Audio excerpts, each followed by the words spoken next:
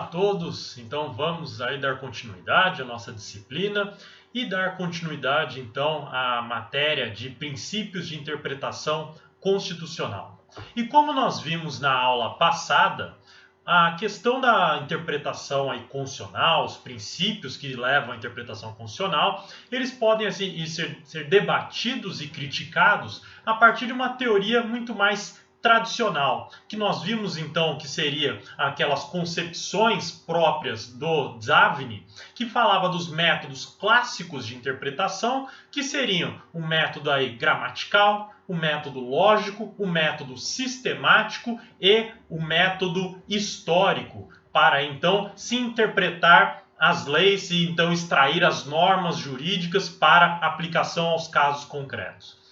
E nós vimos então que os princípios de interpretação constitucional talvez não tenham nada de tão novo assim, mas que seriam simplesmente ideias que já estariam contidas nesses princípios clássicos, nesses métodos de interpretação clássicos, só que dados uma roupagem nova, uma roupagem que seria própria para aquelas questões que envolvem aí normas de cunho constitucional.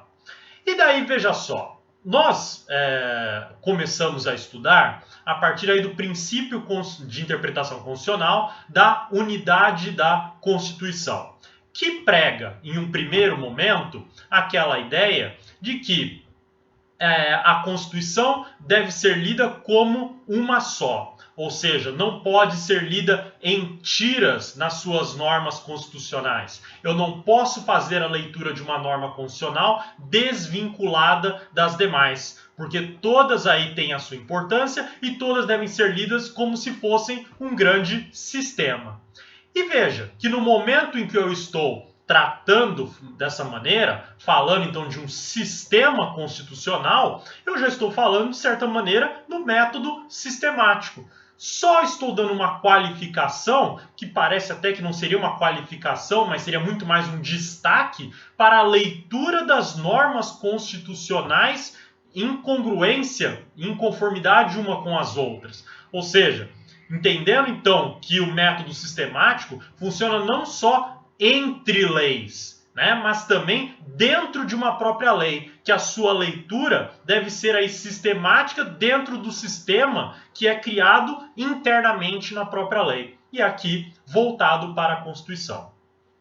E daí então, nós vimos também as questões aí de hierarquia formal e hierarquia material, e que podemos aí talvez discutir se de fato existe hierarquia entre as normas constitucionais. Hierarquia formal, vista, por exemplo, na questão das normas constitucionais que são consideradas cláusulas pétreas e que então não se pode fazer uma emenda constitucional tendente a abolir, como acontece no artigo 60, parágrafo 4º da nossa Constituição, assim como na hierarquia material, que nós temos aí uma questão até de certa maneira mais prática, que nós conseguimos perceber que determinadas normas constitucionais parecem ter uma maior importância para o nosso cotidiano, para o nosso dia a dia, tem uma aplicação muito maior nos casos concretos do que outras. E nós vimos aí com o Colégio Pedro II, em comparação com a legalidade prevista na Constituição,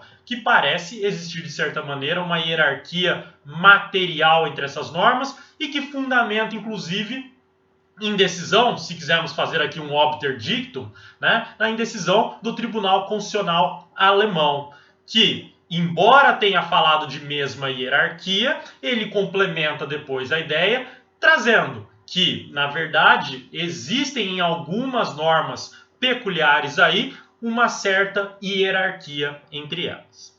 Ok? Muito bem. Agora, então, eu quero falar de outro princípio de interpretação constitucional, que é o princípio da concordância prática.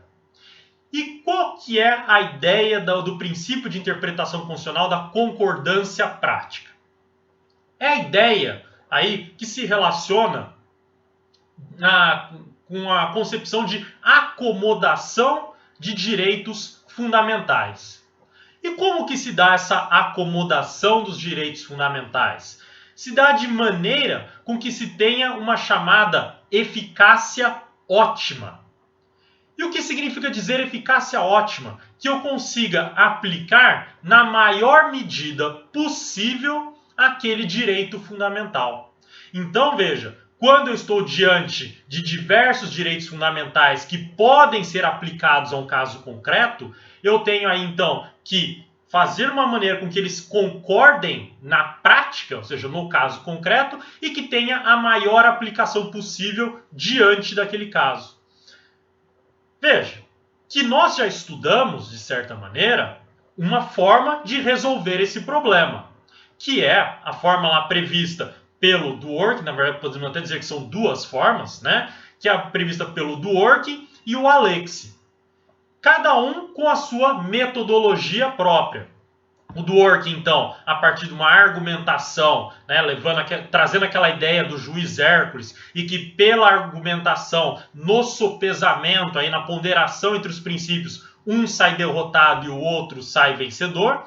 E no Alexy, na regra da proporcionalidade, em que se aplica então a regra da proporcionalidade na sua adequação, necessidade e proporcionalidade em sentido estrito, e consegue-se alcançar então uma decisão que seja proporcional, fazendo com que os princípios não sejam um vencedor e um derrotado, mas que os princípios sejam aplicados na maior medida possível, conforme as circunstâncias fáticas e jurídicas existentes.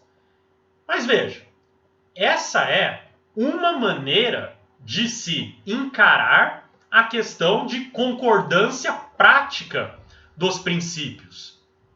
Mas não é a única. Por quê? Posso falar também em concordância prática se eu remeter aí à ideia da teoria estruturante do Friedrich Miller. O que vai falar o Miller? O Miller vai falar que os princípios, eles, né, os direitos fundamentais, até melhor dizendo, eles não vão aí sofrer sopesamento, eles não vão sofrer aí ponderação.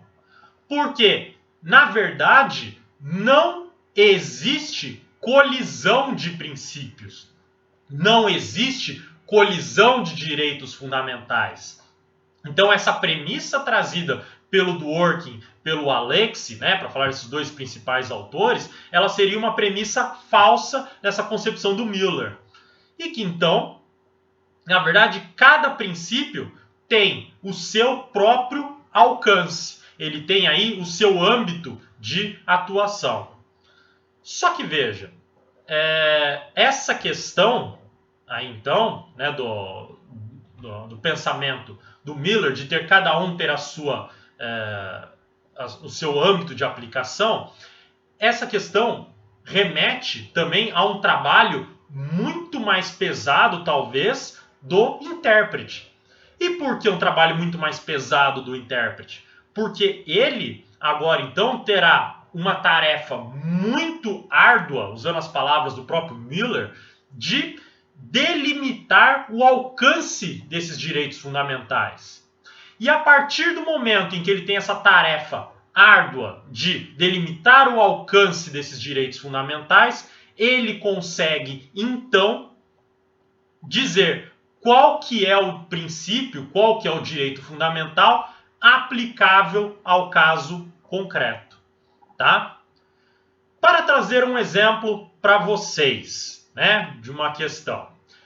Temos aquela ação direta de inconstitucionalidade, número 4.815, que foi julgada aí pelo Supremo Tribunal Federal, e que falou sobre a exigência prévia de autorização para biografias, né? Então, foi feito aí um controle de constitucionalidade sobre os artigos 20 e 21 do Código Civil, verificando se era necessária a autorização daquele que é o objeto da biografia, assim como daqueles que são coadjuvantes, então tanto do protagonista quanto dos coadjuvantes, para se fazer a biografia. Se precisa da autorização dessas pessoas. E o STF decidiu que não é necessária essa exigência e, por conseguinte, Se houver aí algum tipo de dano à imagem da pessoa biografada ou de algum coadjuvante, ela pode pedir reparação posterior. Afinal, toda e qualquer tutela preventiva seria aí uma forma de censura e que não estaria aí abarcada pela liberdade de expressão.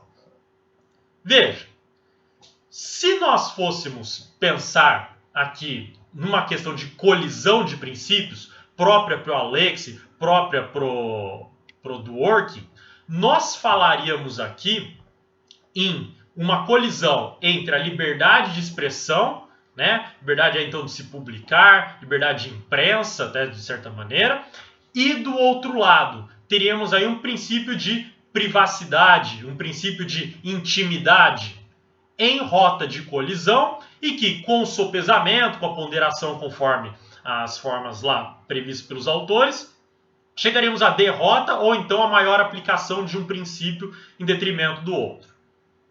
Pro Miller, a ideia é diferente. Por quê? O juiz vai ter que delimitar aqui qual que é o alcance da liberdade de expressão. E vai ter que delimitar aí qual que é o alcance da privacidade e da intimidade. A partir do momento em que ele faz isso, ele vai saber exatamente qual princípio que é aplicado, qual direito fundamental que vai ser aplicado àquele caso concreto. Então, no caso aí da decisão do STF que eu falei para vocês, da exigência prévia de biografias, o que o STF decidiu? Ele decidiu que quem aí deve prevalecer é a liberdade de expressão. Mas se isso dito, na ideia do Alexis e do Dworkin, de prevalecer, na colisão, prevalece a liberdade de expressão.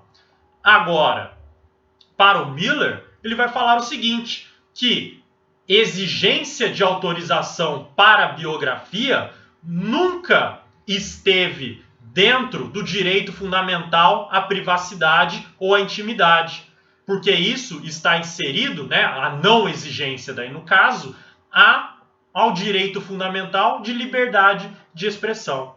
Então, veja que aqui nós temos uma concepção diferenciada da forma de se entender a relação entre os princípios jurídicos, né? E que nós temos, então, na verdade, uma delimitação do alcance de cada um.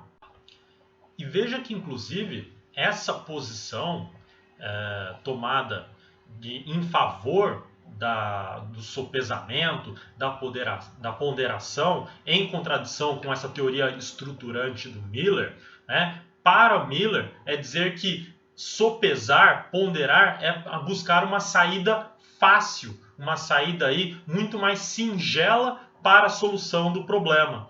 Porque é muito mais difícil você definir de antemão qual seria o alcance de um princípio. Você então definir exatamente qual que é a sua extensão e a sua delimitação em conformidade com os demais, né? Então, o Miller ele é um grande crítico dessa concepção a partir da sua teoria estruturante. Até porque, para uma ideia própria do Alexis e do Dworkin, nós teríamos a delimitação do princípio, né? Teríamos aí a sua aplicação, a sua função dentro do ordenamento jurídico para a solução de casos práticos, somente em um momento posterior à própria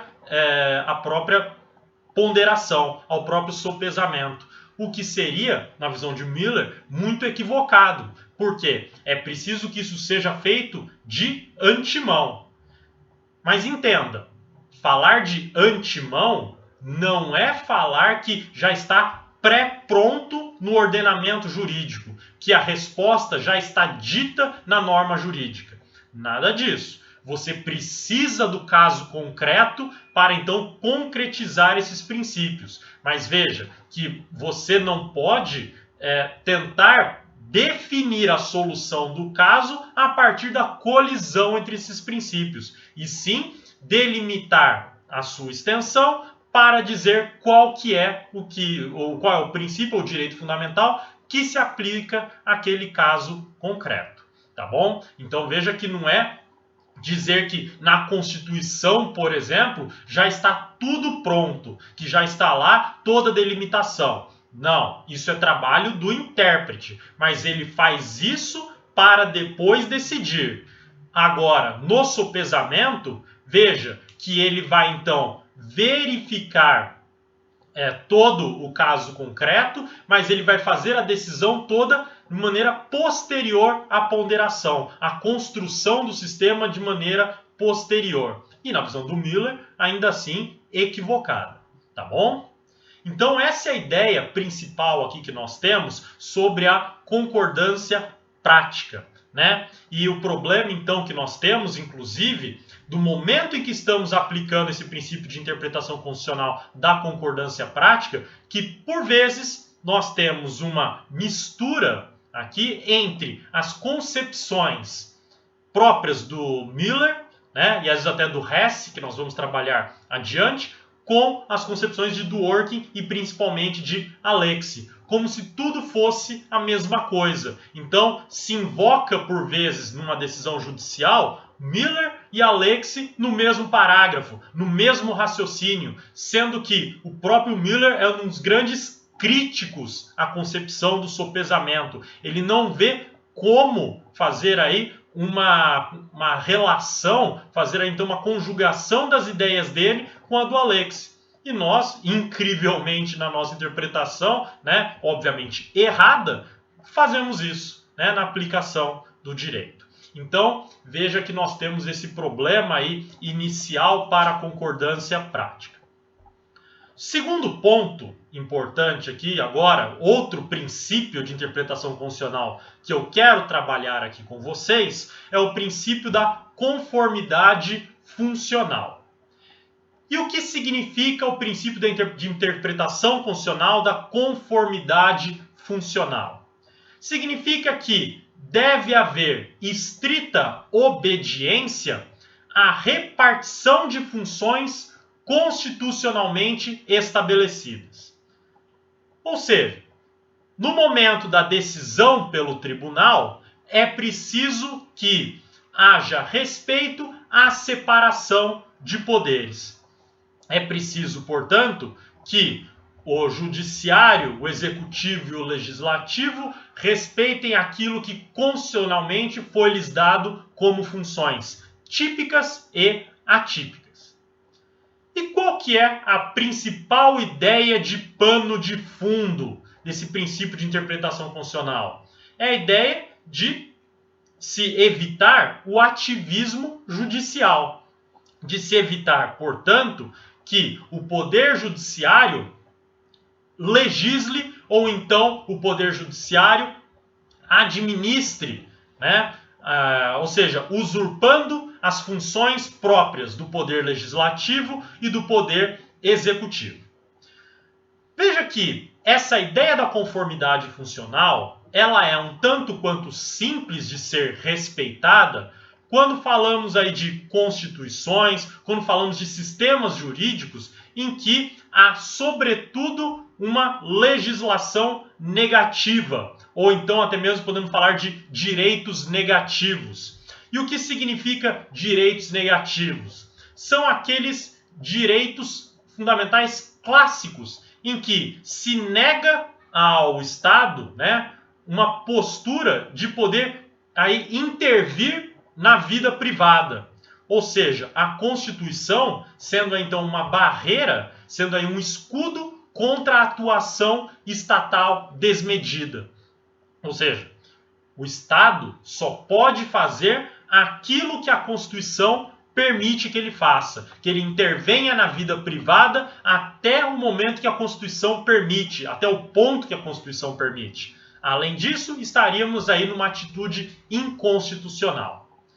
E veja que essa ideia se contrapõe à ideia de direitos aí positivos, uma legislação positiva, em que a Constituição teria a previsão de deveres a serem cumpridos em favor dos particulares, como, por exemplo, direitos sociais. Então veja, vamos pensar aqui em dois exemplos de direito negativo numa Constituição. A proibição de pena de morte, a proibição de tortura. Veja que é um direito negativo para conter o poder do Estado. Enquanto que nós temos direitos positivos ou legislação positiva, como, por exemplo, o Estado garantir o direito social à moradia, direito social ao transporte, à saúde, né? Então, nós temos aí, então, dois parâmetros aí atuais para tratar de questões constitucionais. E o Brasil, na nossa Constituição, nós vemos claramente, inclusive pelos exemplos que eu acabei de trazer para vocês, a gente tem aí os dois exemplos de direitos positivos e direitos negativos. E que não é a realidade de muitas constituições, como, por exemplo, a própria Constituição alemã, que ela é permeada de direitos negativos. E com isso, então, nós teríamos aí uma discussão muito mais forte, digamos assim, sobre a questão da conformidade funcional. E por que mais forte? Porque no momento em que eu tenho uma Constituição que só prevê direitos negativos, eu tenho então uma necessidade de autocontenção do tribunal muito maior do que num país em que se admite direitos positivos. Pense só, o Tribunal Constitucional alemão, no momento em que vai decidir uma causa, ele precisa tomar muito mais cuidado em se autoconter dentro da sua discricionariedade, dentro da sua compreensão daquilo que é seu dever, do que uma corte brasileira.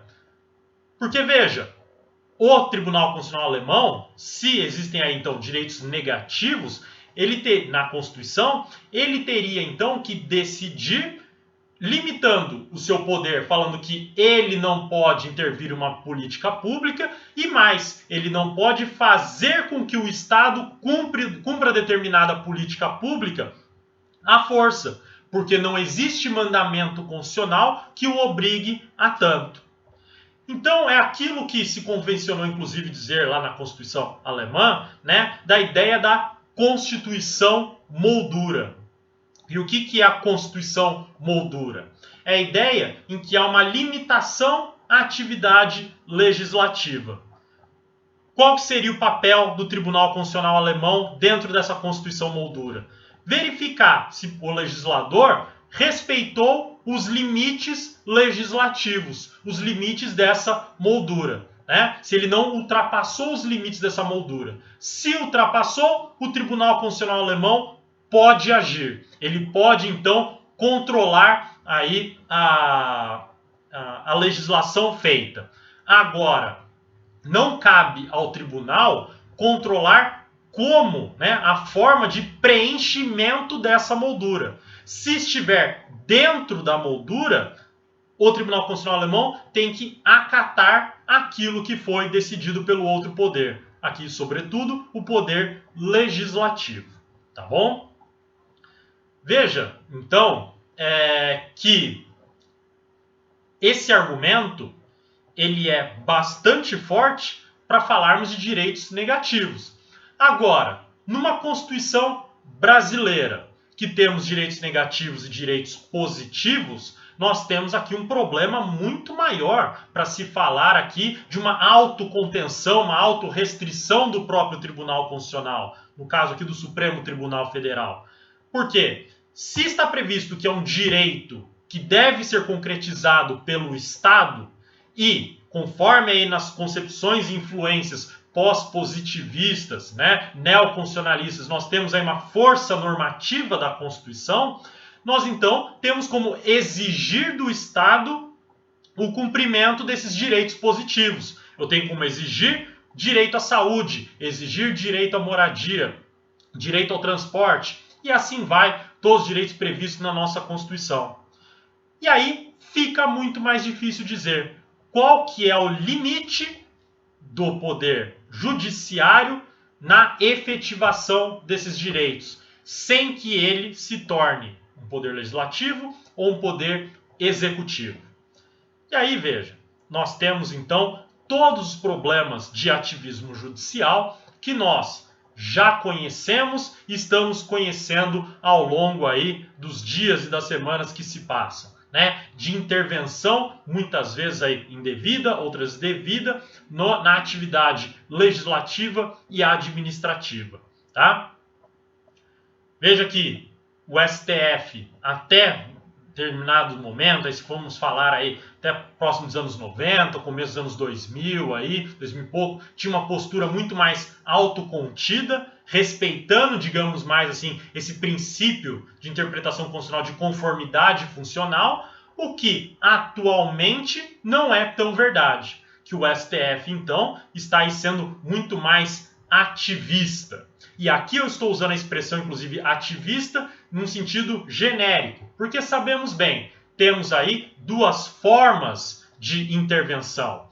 Nós temos o ativismo judicial, e o que é o ativismo judicial? É essa intervenção indevida nos outros poderes, e temos a judicialização de políticas, em que há a autorização no sistema, sobretudo na Constituição, de intervenção do judiciário em questões de políticas públicas. E veja, aí nós podemos voltar em muitos argumentos que nós já trabalhamos. Por exemplo, do Dworkin, que é a ideia de que o juiz decide por princípios, não decide por políticas. E que isso é muito mais simples falar em um país, por exemplo, de direitos negativos na sua Constituição, e agora em direitos positivos, em que há uma mistura de direitos que se efetivam por meio de políticas. Como que se soluciona esse problema? Como que o juiz irá atuar? Né? Veja, ele tem um direito que ele precisa efetivar, mas para efetivar ele precisa passar por uma política que depois se tornará um direito individual. Como que o juiz faz esse caminho para então tratar de uma política sem decidir por meio de políticas? Isso é muito complicado. Isso é um caminho ainda sem resposta no mundo, né? O problema do ativismo judicial é um problema mundial. Não temos uma resposta pronta ainda em todo e qualquer sistema. Sobretudo agora que as cortes cada vez mais interferem na vida política dos cidadãos, né? Então, temos todos os problemas, mas podemos ainda pensar em algumas, talvez, soluções para isso. Uma delas é defendida pelo Bokenford, que a gente vai trabalhar adiante, tá? Então não se preocupem muito, por enquanto, com essa questão dele, mas veja, que seria a volta aí de uma concepção, vamos dizer, liberal de direitos fundamentais. Em que sentido uma concepção liberal de direitos fundamentais?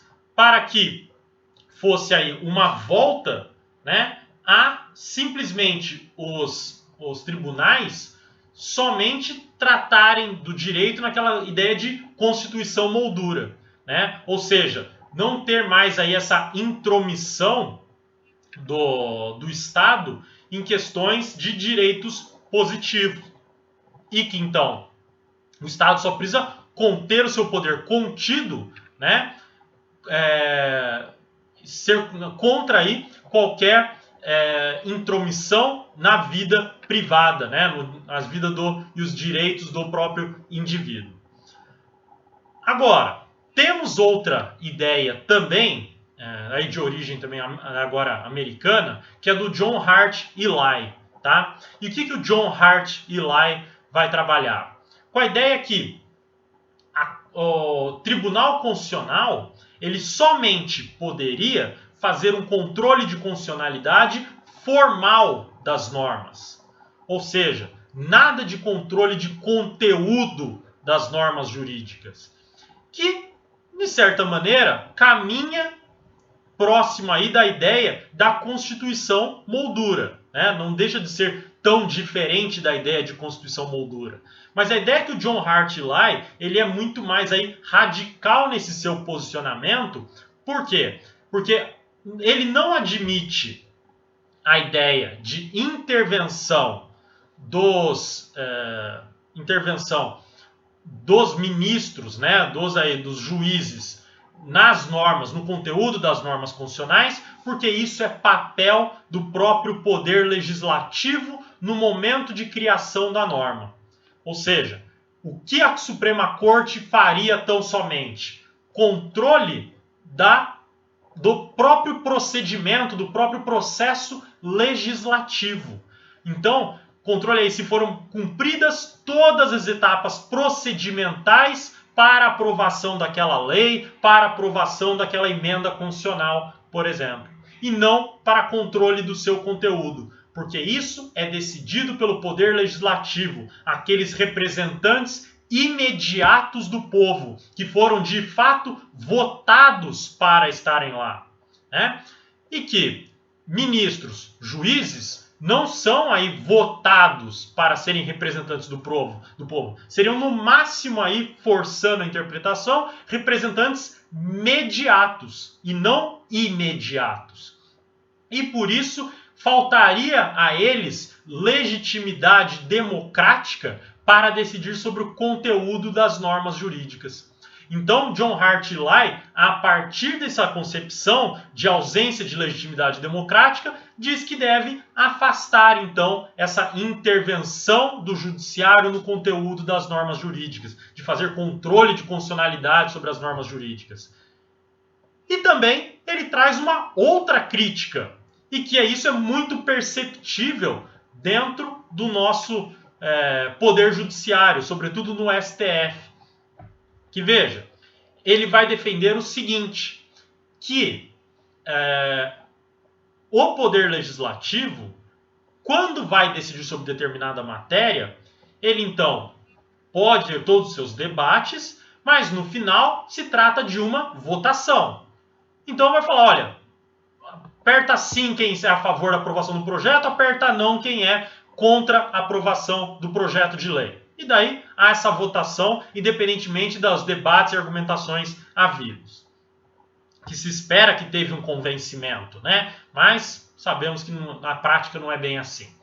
Depois, como que se decide em um tribunal? Os juízes argumentam, os ministros argumentam, trazem seus sentidos jurídicos, suas fundamentações, só que ao final, como que se define se uma norma é constitucional ou inconstitucional? Votação. É feito também uma votação. Quem diz que é constitucional fala então sim, quem diz que não é constitucional diz não. Né? Então fala assim, dou provimento e não dou provimento ao recurso. Né? Julgo procedente a ação de inconstitucionalidade, julgo improcedente. No fim, se conta por cabeça. Nosso STF, 6-5, 7-4 e assim vai. Logo, o resultado final pouco importaria os argumentos trazidos, porque importa, no fim, é o número de cabeças a favor ou contra. E se é para fazer uma votação, que se faça por meio daqueles que são legitimados democraticamente, que seria o nosso poder legislativo e não o judiciário. Né? E veja, trazendo essa crítica para a nossa realidade aqui brasileira. Notem que no momento em que os ministros estão votando, que estão aí então trazendo seus argumentos, veja que por vezes nós percebemos que existem 11 ilhas dentro do Supremo Tribunal Federal. E por quê? Porque cada ministro usa uma fundamentação distinta para chegar ao seu resultado. Por vezes da maioria lá, né? Então, às vezes até por unanimidade, a votação e a favor de uma determinada ideia, determinado posicionamento. Mas mesmo sendo por unanimidade, são 11 argumentos distintos. E que, além disso, precisaria que o voto condutor, que normalmente é o voto do relator, né, salvo se ele for vencido, teria que angariar aí as ideias centrais de cada um dos ministros do porquê que é votar daquela maneira. E isso acontece? Isso não acontece. Por vezes a ementa, inclusive, somente reflete aquilo que o relator colocou como argumentação, ignorando os argumentos trazidos pelos demais ministros. Então veja, será que de fato nós temos aí um julgamento tão diferente no Poder Judiciário do Poder Legislativo sobre o conteúdo das leis, né, sobre a questão da constitucionalidade. Então, a ideia do John Hart e Lye seria interessante nesse ponto, né? Nessa ideia, então, em que há um maior controle daquele de quem vai decidir sobre o controle de constitucionalidade. Tá? Só que, obviamente, a não ser que se derrube o Estado e comece do zero de novo, né, nós temos uma grande dificuldade de tentar implementar uma ideia dessa a partir de agora. Afinal, quem tem parcela de poder não vai querer abrir mão desse poder, não vai querer abrir mão de competências, né, não vai querer abrir mão de funções. E conquistado esse espaço pela Suprema Corte, dificilmente ela abriria mão desse poder. Né? Até porque, convenhamos, por mais que existam erros, né, equívocos por vezes nas deliberações do Supremo, sobretudo no seu papel institucional, né, que isso por vezes fica bastante evidente. Ainda assim, tem momentos que eles acertam. E por que acertam? Porque existe um déficit de atuação dos poderes executivo e legislativo, e que então precisa da intervenção do Poder Judiciário para o restabelecimento da ordem do sistema, né, da ordem institucional. Daí então, digamos que para um problema se cria um novo problema, né, para corrigir. E quando esse segundo problema começar a dar maiores conflitos, for insuficiente, teríamos que criar aí um outro problema para resolver esse problema. E assim vai, né, se acumulando as dificuldades e problemas que nós temos que agir e temos que prestar atenção no nosso sistema e não resolvemos o cerne da questão, que é definir então uma forma, talvez aí muito difícil, não falo que é uma tarefa fácil, mas definir exatamente qual que é o papel institucional de cada poder, qual é o limite, o alcance aí e a extensão de cada poder aí, tá bom? Muito bem, gente. Então, é isso que eu gostaria de falar na aula de hoje com vocês, tá bom? E eu vou pedir para a convalidação da presença aí, que vocês façam a leitura e tragam para mim só as ideias principais, tá, do voto do ministro Eros Grau na ADPF número 101, tá? Então diz para mim só aí na atividade para convalidar a presença. Do que se trata a ADPF 101, tá? Qual que é o tema que está em voga nela? E me diz aí os argumentos trazidos pelo Eros Grau acerca da questão dos princípios e da ponderação. Né? Quais as críticas que ele faz aí à ponderação, aos princípios e tudo mais. Diga isso de maneira sucinta, não precisa aí fazer um trabalho muito extenso. Tá? Diga aí para mim essas questões para a convalidação da presença. Tá bom? Para eventuais dúvidas que vocês tenham sobre a disciplina, tudo mais, sobre a matéria passada na aula, fico à disposição de vocês aí lá pelo fórum do AVA, tá bom? Muito obrigado então e até a nossa próxima aula.